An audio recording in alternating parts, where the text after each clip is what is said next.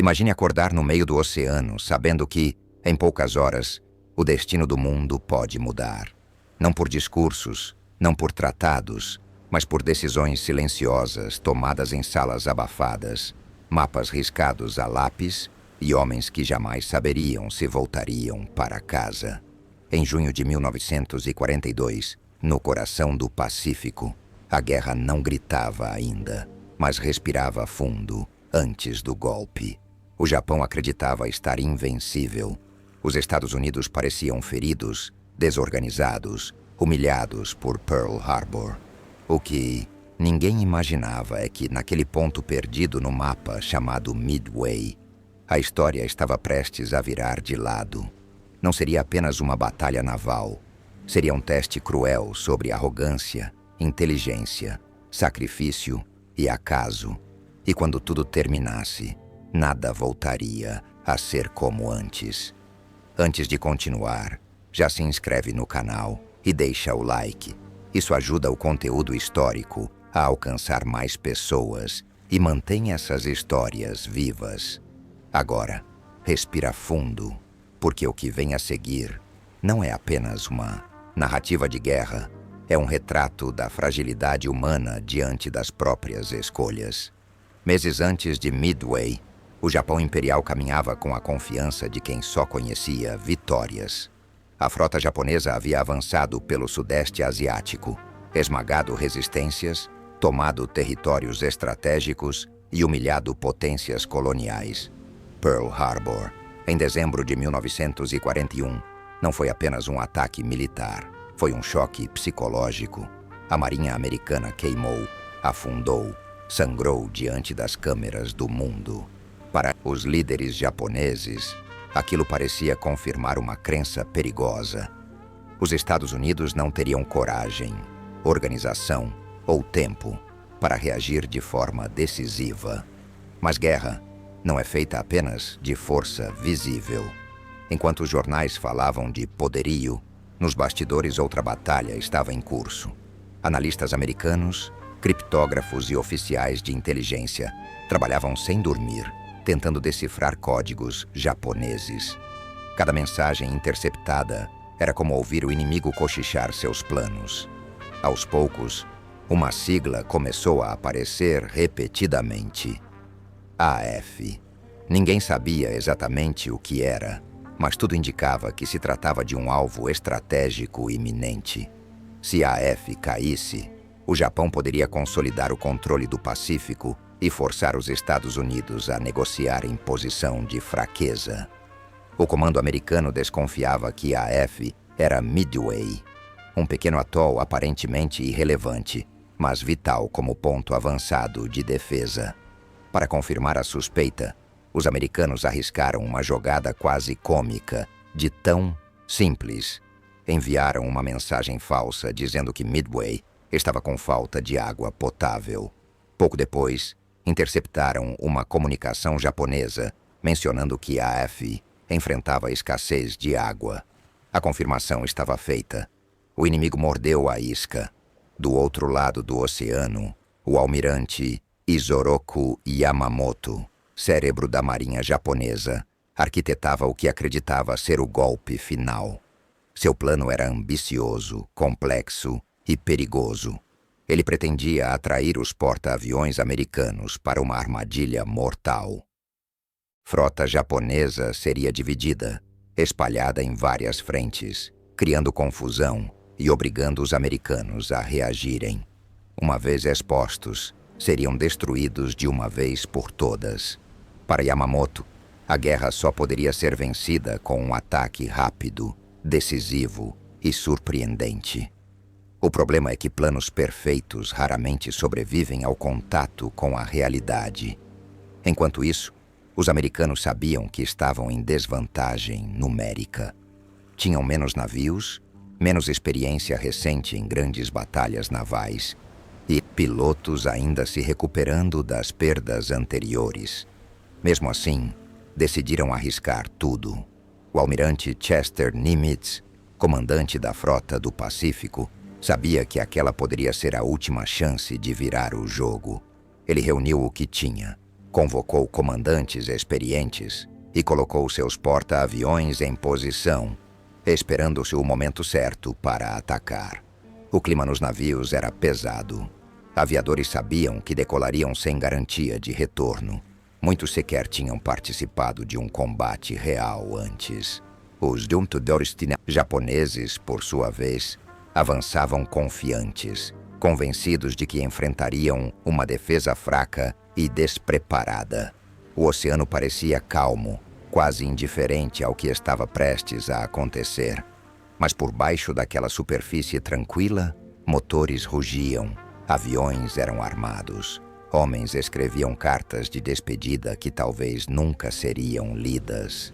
Quando o primeiro contato visual aconteceu, não houve fanfarra, apenas tensão.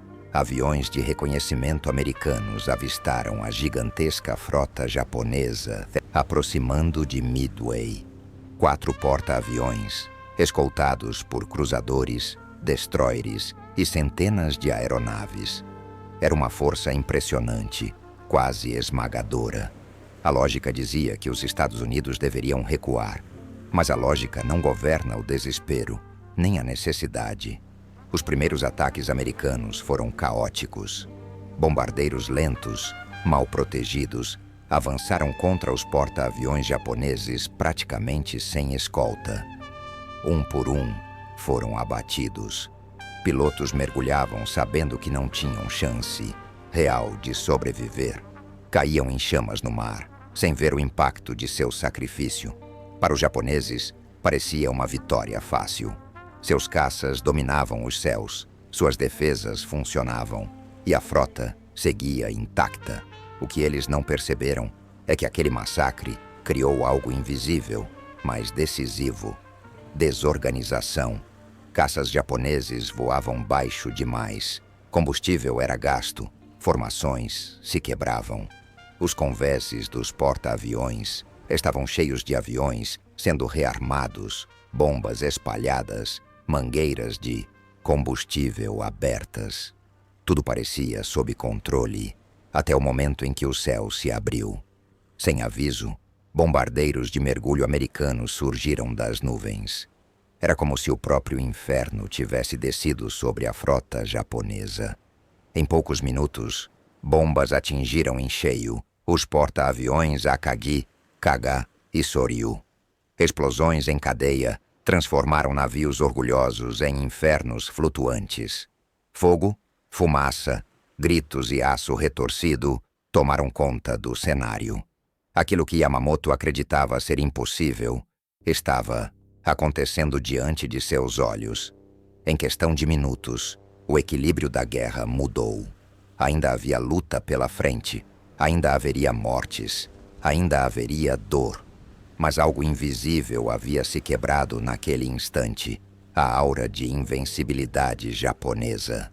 Midway deixava de ser apenas um ponto no mapa e se tornava um símbolo. Um lembrete cruel de que, na guerra, confiança excessiva pode ser tão mortal quanto a bala inimiga. E enquanto os destroços queimavam no Pacífico, uma pergunta começava a ecoar, silenciosa e perturbadora. Quantas dessas mortes eram inevitáveis e quantas foram resultado de decisões tomadas longe do campo de batalha, por homens que jamais enfrentariam o fogo de perto? Essa pergunta não terminaria ali. Ela seguiria crescendo junto com a guerra, cobrando seu preço em cada nova escolha. O choque inicial da virada em Midway ainda não havia sido totalmente compreendido quando a da batalha entrou em sua fase mais cruel. Os japoneses, atônitos, tentavam reorganizar o que restava de sua força aérea embarcados enquanto colunas de fumaça subiam dos porta-aviões atingidos. O mar, que minutos antes refletia apenas o céu, agora estava coberto de óleo, destroços e corpos. Não havia tempo para luto. A guerra não permite pausa para reflexão, apenas exige reação imediata. O almirante Nagumo, responsável pela força de ataque japonesa, enfrentava um dilema impossível. Seus principais porta-aviões estavam em chamas. Mas ainda restava o Hiryu, o último gigante capaz de lançar um contra-ataque. Se houvesse alguma chance de restaurar a honra e talvez equilibrar a batalha, ela passava por uma resposta rápida e brutal. Aviões foram preparados às pressas. Pilotos decolaram com informações incompletas, guiados mais pela urgência do que pela estratégia. Do lado americano, a sensação não era de triunfo, mas de apreensão. Os comandantes sabiam que o inimigo ainda podia ferir mortalmente a frota dos Estados Unidos. Os porta-aviões Enterprise, Hornet e Yorktown até cá estavam expostos, vulneráveis a qualquer ataque aéreo bem coordenado. A diferença é que agora, os americanos carregavam algo novo, esperança. Não uma esperança ingênua, mas aquela que nasce quando o impossível acontece diante dos próprios olhos. O primeiro contra-ataque japonês partiu do Hiryu com precisão cirúrgica. Bombardeiros encontraram o Yorktown e o atingiram com violência. Explosões rasgaram o convés, incêndios se espalharam rapidamente e o navio começou a inclinar. Por alguns momentos, pareceu que os Estados Unidos perderiam um de seus principais ativos. Tripulantes lutaram contra o fogo com tudo o que tinham. Corpos exaustos, mãos queimadas, rostos cobertos de fuligem. A sobrevivência do Yorktown virou uma questão de orgulho e resistência. Contra todas as expectativas, o navio foi estabilizado. Reparos improvisados permitiram que ele continuasse flutuando, criando a ilusão de que estava operacional. Essa ilusão custaria caro aos japoneses. Acreditando que enfrentavam 2 porta-aviões, americanos intactos, quando na verdade eram 3, os japoneses subestimaram novamente a realidade. Em guerra, erros pequenos se acumulam até se tornarem irreversíveis. Enquanto isso, pilotos americanos retornavam de missões, sem saber o impacto real de seus ataques. Muitos haviam decolado, sabendo que talvez não encontrassem o caminho de volta. Alguns pousaram no oceano por falta de combustível, outros nunca retornaram. Cada avião perdido carregava não apenas metal destruído, mas histórias interrompidas, futuros apagados, famílias que receberiam notícias frias semanas depois. A vitória, mesmo quando se aproxima, sempre cobra um preço silencioso. O segundo ataque japonês atingiu novamente o Yorktown, dessa vez com torpedos. O navio não resistiu. Inclinado de forma irreversível, foi abandonado pela tripulação. Homens saltaram no mar, observando à distância o colosso de aço que havia sido sua casa desaparecer lentamente. Ainda assim, o sacrifício não foi em vão. O tempo ganho com a resistência do Yorktown foi crucial para que os americanos localizassem o Hiryu.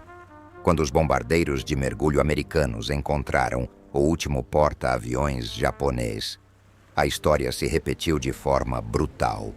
Bombas atravessaram o convés, incêndios explodiram em sequência, e o Hiryu se transformou em mais um inferno flutuante. A marinha japonesa, que havia iniciado a batalha com 4 porta-aviões de elite, agora via todos eles destruídos ou condenados. Em poucas horas, o poder ofensivo que levou décadas para ser construído havia sido reduzido a destroços fumegantes. A essa altura, Yamamoto compreendeu que o plano havia falhado de forma definitiva. A ideia de atrair e aniquilar a frota americana se transformara em uma armadilha contra si mesmo. A retirada tornou-se inevitável. Navios japoneses recuaram, não em desordem total, mas carregando um peso que nenhuma estatística poderia medir: a consciência da derrota. Não apenas uma derrota tática, mas psicológica. Para os Estados Unidos, Midway não foi celebrada com euforia imediata. Houve alívio, exaustão e um silêncio pesado nos convéses.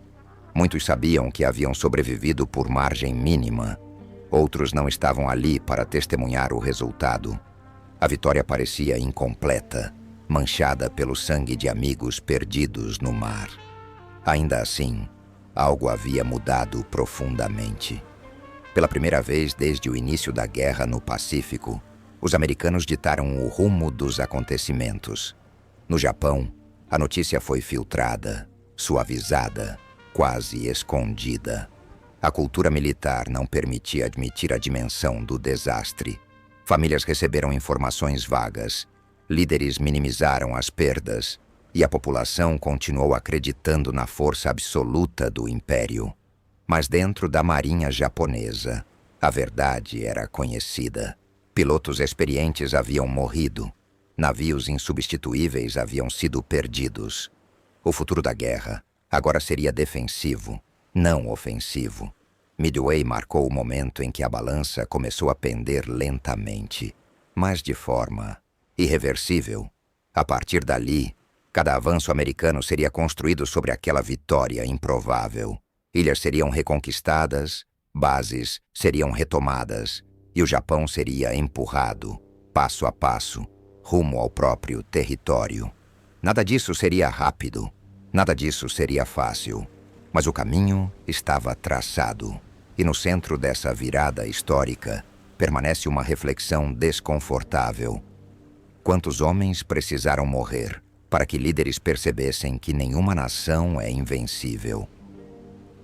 Midway provou que inteligência pode superar força bruta, que arrogância cega até os mais preparados e que o acaso, quando encontra a oportunidade certa, decide o destino de milhões.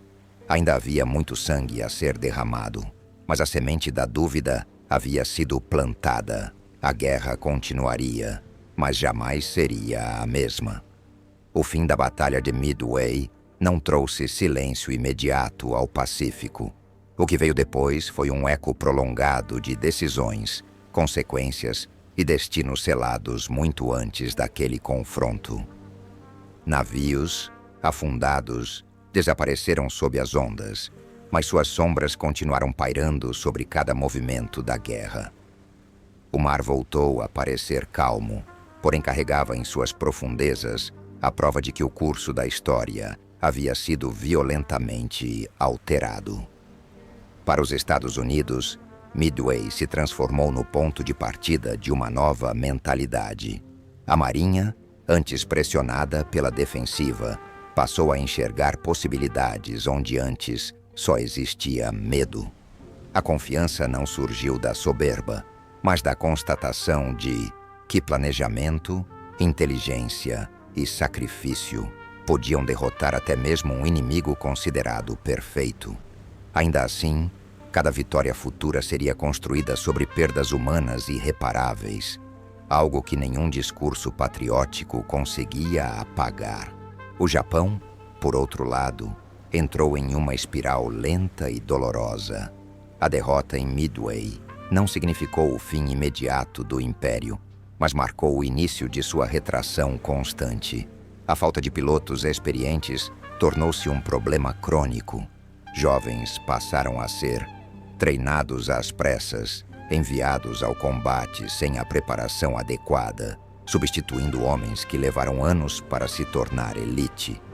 A guerra começou a consumir não apenas recursos, mas o próprio futuro de uma geração inteira. Conforme os meses avançavam, novas batalhas surgiram, cada uma mais brutal que a anterior. Guadalcanal, Filipinas, Iwo Jima, Okinawa. Cada ilha conquistada vinha acompanhada de histórias de terror, sobrevivência e desumanização. Midway havia provado que os americanos podiam vencer, mas também abriu as portas para um conflito ainda mais longo e sangrento. A pergunta deixou de ser quem vencerá e passou a ser quanto ainda será perdido até que isso termine. Do ponto de vista estratégico, Midway é estudada até hoje como um exemplo clássico de virada militar. Interceptação de códigos, decisões tomadas sob pressão extrema, erros mínimos com consequências gigantescas. Mas por trás dos mapas e relatórios existiam homens comuns, muitos deles com pouco mais de 20 anos. que nunca imaginariam que suas escolhas individuais influenciariam o destino de nações inteiras. Alguns apertaram botões, outros puxaram alavancas, outros simplesmente obedeceram ordens. Poucos viveram para entender o impacto real de tudo aquilo. Há algo profundamente perturbador em perceber como a guerra transforma vidas em estatísticas. 4 porta-aviões afundados, centenas de aeronaves destruídas, milhares de mortos. Esses números aparecem em livros, vídeos e documentários, mas não choram, não sonham e não sentem medo. Por trás de cada dado, havia alguém que acreditava voltar para casa, alguém que escreveu uma última carta, alguém que morreu sem sequer entender por que estava ali. Midway também escancarou a fragilidade da certeza humana. O Japão entrou na batalha convicto de que estava no controle absoluto da situação. Seus líderes acreditavam que os americanos estavam enfraquecidos, desorganizados e incapazes de reagir. Bastaram algumas horas para essa convicção se transformar em ruína. A história mostra, repetidas vezes, que o excesso de confiança costuma ser mais mortal do que a falta de poder. Ao mesmo tempo, a vitória americana levanta uma questão desconfortável. Se Midway não tivesse ocorrido daquela forma, se uma mensagem não tivesse sido interceptada, se um esquadrão tivesse chegado minutos depois, o mundo hoje poderia ser completamente diferente. Quantas vezes o destino coletivo da humanidade dependeu de decisões tomadas por poucas pessoas em salas fechadas, longe da maioria que sofrerá as consequências? Com o passar dos anos, Midway se tornou símbolo. Para alguns, representa heroísmo e superação. Para outros, é um lembrete cruel de como a inteligência humana é frequentemente usada para destruir e não para preservar. A batalha não foi apenas uma vitória militar. Foi uma confirmação de que a guerra moderna é impessoal, calculada e devastadora em uma escala que ultrapassa qualquer noção individual de certo ou errado. Quando olhamos para trás, é tentador buscar vilões claros e heróis absolutos. A realidade, porém, é muito mais incômoda. Soldados japoneses e americanos morreram acreditando estar lutando por algo maior do que eles. Muitos nunca tiveram escolha. Outros acreditaram cegamente em líderes que jamais enfrentariam o mesmo risco. No fim, o oceano não distinguiu bandeiras. Ele engoliu todos da mesma forma. Midway não encerrou a guerra, mas encerrou uma ilusão, a de que a supremacia é eterna. Impérios surgem, crescem, parecem indestrutíveis e, de repente, começam a ruir. Às vezes, essa ruína começa em 6 minutos de bombardeio. Às vezes, começa com uma simples mensagem interceptada. A história humana é feita desses momentos frágeis, onde tudo pode mudar sem aviso. E talvez a crise mais profunda que Midway nos deixa não seja militar, mas existencial.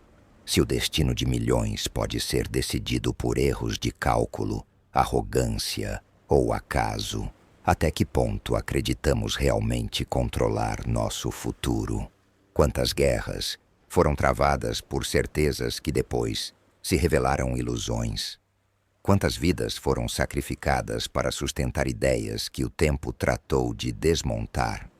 Ao final, Midway nos força a encarar uma verdade desconfortável.